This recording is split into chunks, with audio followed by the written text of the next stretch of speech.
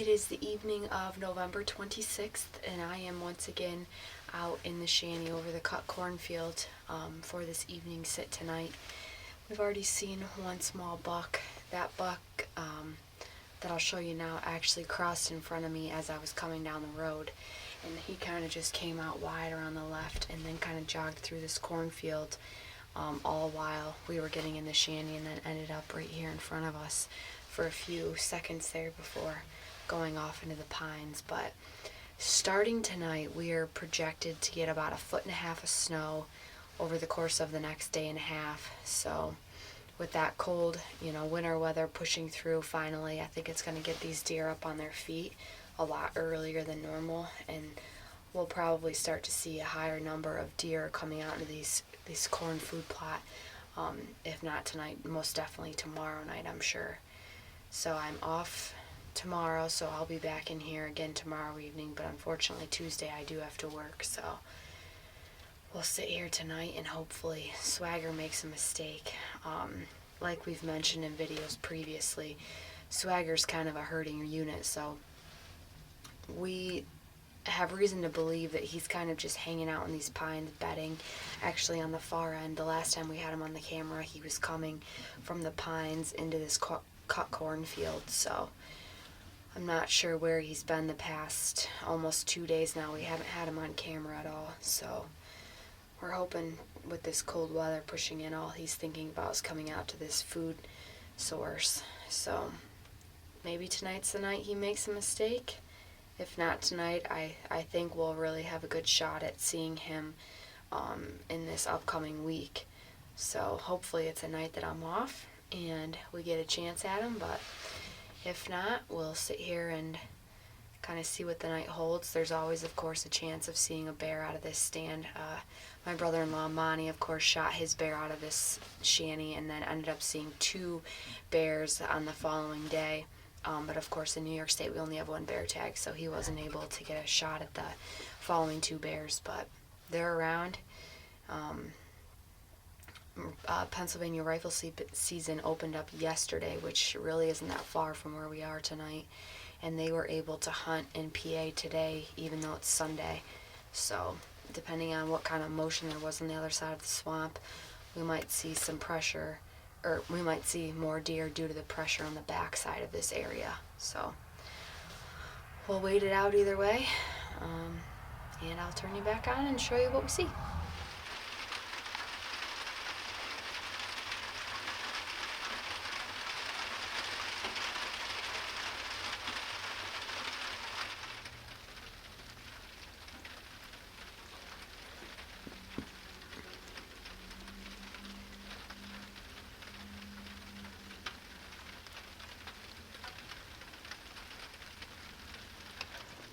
Well, this evening, Kaylee was down hunting Swagger in the corn plot, and I stayed at home and was working on editing video, and I just got a text message from Brian, and it's a picture of Swagger very, very dead. I'll show you the picture that he sent me here.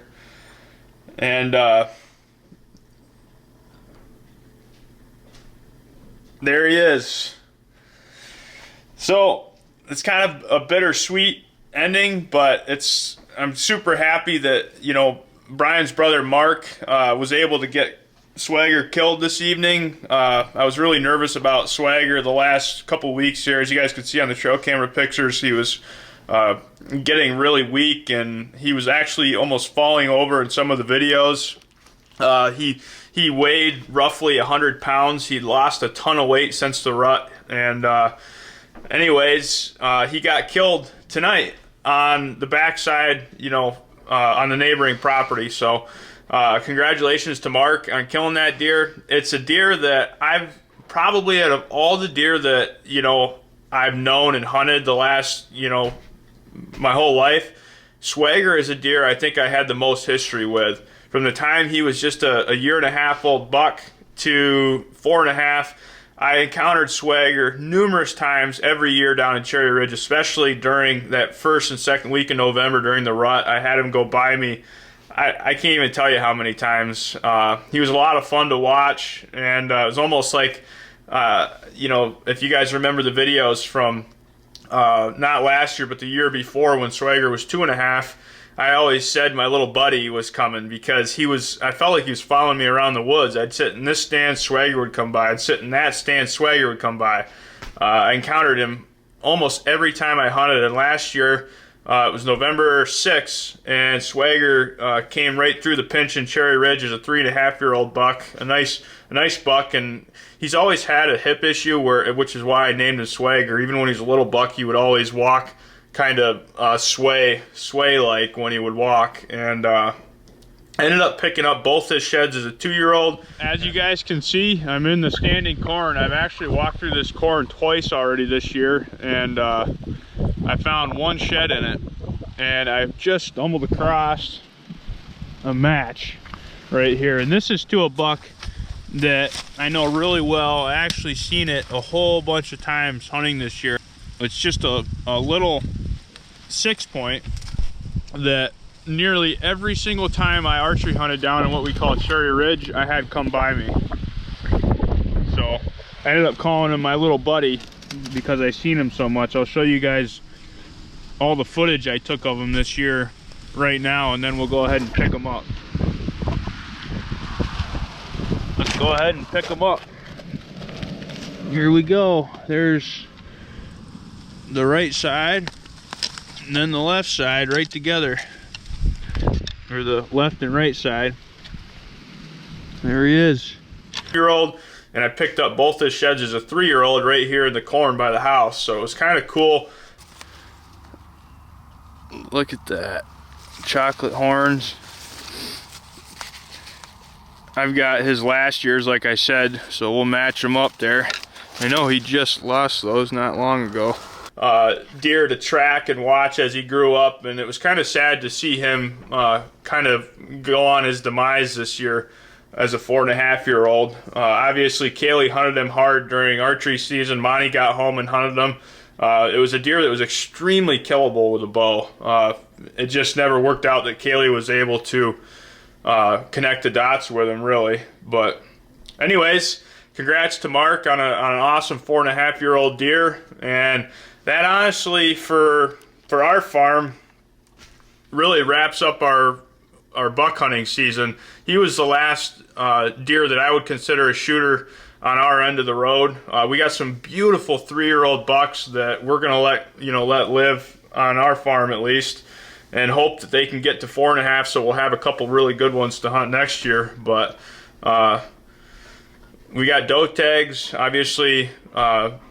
We still have bear tags, so I'm thinking I'm gonna have fun with the doe tags and do some archery hunting, and I'm gonna try to keep close eye on those bears and see if I can get a shot into one of those. And you never know, there's always a possibility. We got a lot of food. There's always a possibility that a big mature buck could show up. In fact, the other big mature buck that was not far from our property that was living on the neighbors on the other side got killed this week too. So really it's pretty unbelievable. It's November 26th, and we had like 6 shooters. Every single one of them are dead at this point already in the season, which is pretty incredible. It shows, that the hunters are getting really, really good and keen on figuring these big deer out, which is unfortunate for big deer, but good for the hunters. There is one deer that's still alive that I call Rover, as far as I know, and he's not spending any time on our property right now, but I'm really crossing my fingers and hoping that maybe he'll move back in.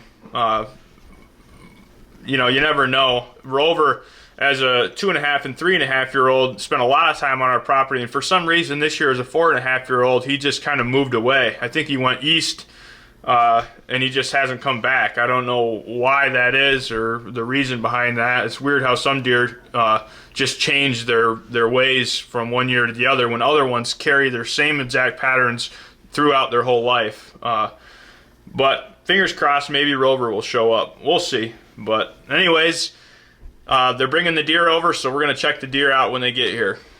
Was he having a lot of trouble getting around? I only saw him for a second, and he stumbled just before I shot him. So yes, I would say yes. Yeah, he was. The last video I had of him a few days, well, actually it was yesterday, I think.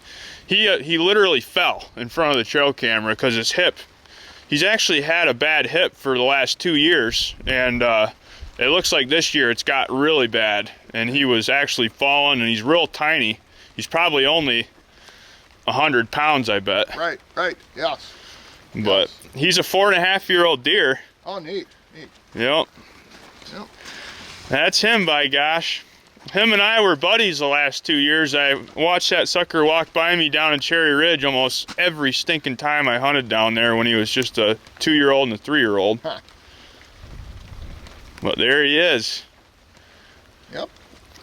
Where'd he just come right up out of the bottom?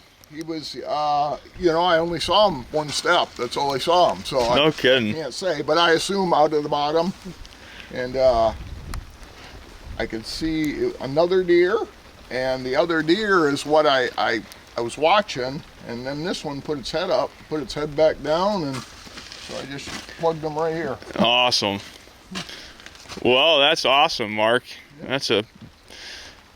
I think the reason that his rack doesn't have more mass than that as a 4.5-year-old is because of that injury he had or something. Back. Yep.